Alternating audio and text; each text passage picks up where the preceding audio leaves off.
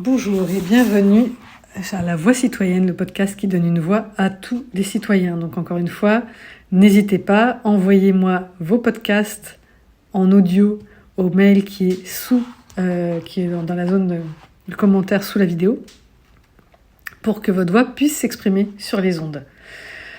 Dans ce deuxième opus, j'ai envie de parler, de rappeler les motifs de l'ordonnance pour la sécurité sociale. Donc, c'est un extrait du 4 octobre 1945 que j'ai aussi trouvé dans le Jour de gloire, qui est un ouvrage publié, des textes réunis par Sébastien Boudriac que je conseille.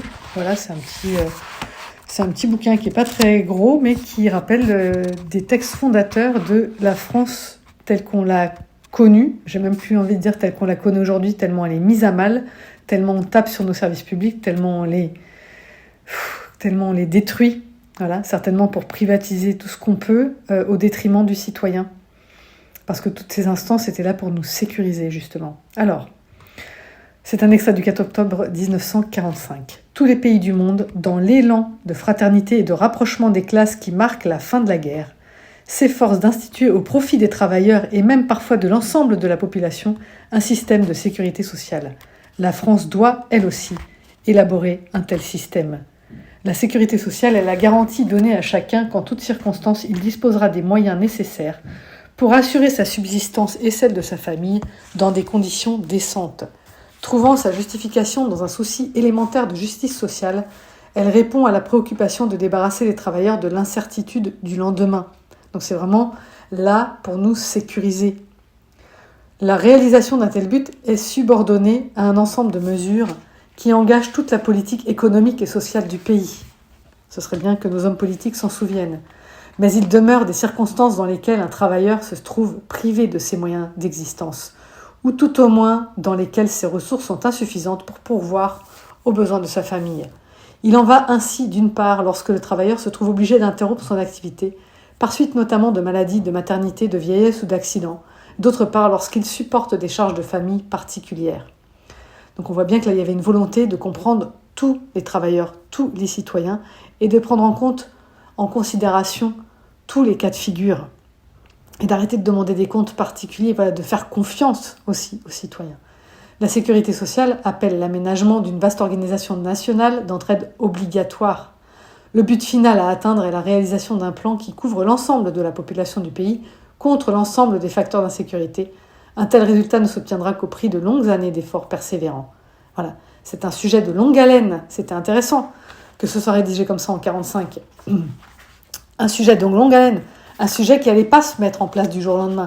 À l'heure, c'est intéressant de se rappeler de ça, à l'heure où les hommes politiques font feu de tout bois, c'est-à-dire qu'ils sont des feux de paille. Ils font des promesses pour un jour, pour le lendemain. Qui est-ce qui maintenant a une vision à long terme ? Qui est-ce qui a une vision pour la France ? Qui est-ce qui a une vision pour le Français, pour le citoyen ? Qui est-ce qui arrête de tirer la couverture à lui, de juste vouloir briller dans la lumière, de juste vouloir se faire plaisir en allant serrer des pinces à droite à gauche et en faisant des fiestas ?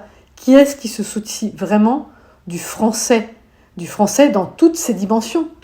Du riche, du pauvre, de l'angoissé, du confiant en lui, de la mère, du père, du catho, du juif, du musulman, de tous les Français, du jeune, du vieux, du bébé. Qui est-ce qui se soucie du bien-être de toutes les couches de la France, de tout ce qui fait les Français ?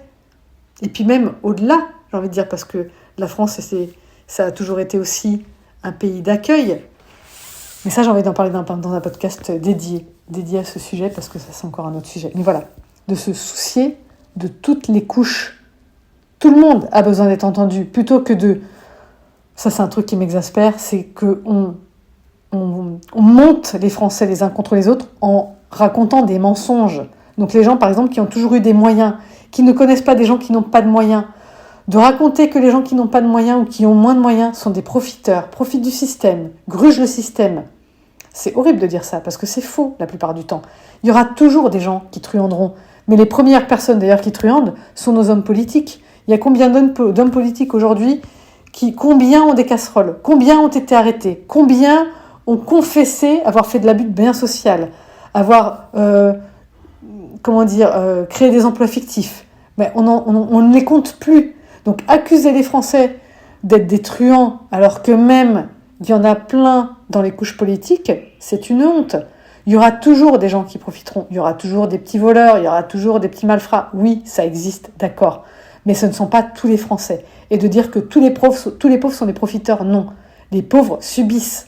C'est pas facile d'être pauvre, c'est pas facile de tout compter, c'est pas facile de dire à ses enfants « Non, je peux pas t'acheter tous les stylos comme ta copine, je peux pas t'acheter tous les cahiers que tu veux comme ta copine parce que ça coûte cher, parce que j'ai pas les moyens. » C'est difficile de faire face à ses enfants et dire « Non, je pourrais pas t'acheter des vêtements de marque et tu vas devoir vivre comme ça dans la cour de récré parce que moi je n'ai pas les moyens. » Quand est-ce qu'on se met à la place des uns des autres? Quand est-ce qu'on relaie cette réalité-là? C'est pas possible de continuer de taper sur les uns, de taper sur les autres, de faire croire que tous les patrons sont des ordures, c'est pareil. Oui, il y en a quelques-uns qui le sont, plus certainement au 440 qu'ailleurs, parce que ce ne sont pas les gens qui ont monté la boîte. Quand quelqu'un a monté sa boîte, c'est différent. Bon, quand c'est une multinationale, on peut retrouver ça. Oui, on peut retrouver des grosses injustices. Mais la plupart des boîtes en France sont des PME, des PMI. Et la plupart des patrons sont respectueux de leurs employés parce qu'ils ont envie de garder leurs employés, parce que d'avoir du turnover, c'est pas facile. Donc quand on veut garder son employé, on le traite bien.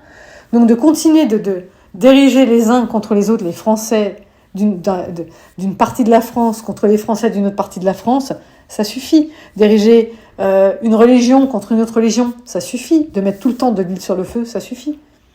On était la France de la solidarité.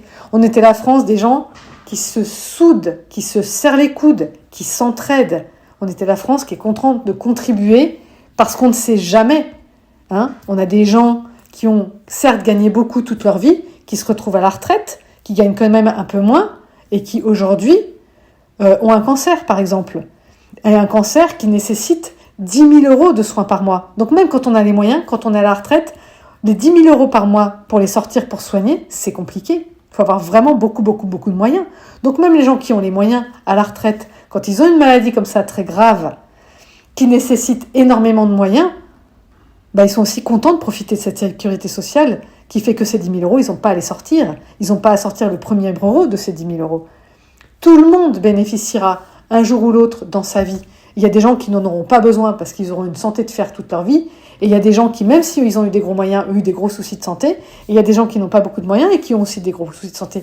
Et heureusement qu'on peut bénéficier tous de ce système et être solidaires de ce système et se serrer la main. Et ce serait peut-être bien que nous montrions la voie à nos hommes politiques, que nous leur disions que nous, on a envie que ça continue, parce qu'on a envie d'être solidaires les uns des autres, qu'on a envie de continuer de vivre dans cette fraternité. C'est pas le tout de l'écrire, liberté, égalité, fraternité. Il faut la vivre aussi. Et quand on nous monte les uns contre les autres, on ne va pas dans le sens de cette fraternité. Quand on dit il y en a qui pourront, il y en a qui pourront pas, on ne va pas dans le sens de cette fraternité. Est-ce que dans une famille, quand les enfants n'ont pas tous les mêmes moyens, est-ce qu'on n'essaye pas de s'entraider? Est-ce qu'on n'essaye pas de se tendre la main? Est-ce qu'on ne prête pas à l'un qui a moins que l'autre? On essaye au sein d'une famille. Et est-ce qu'on ne voudrait pas d'une France qui soit comme une grande famille? Je soulève la question. À vous d'y répondre. N'hésitez pas à m'envoyer votre podcast pour contribuer à la voix citoyenne. À bientôt.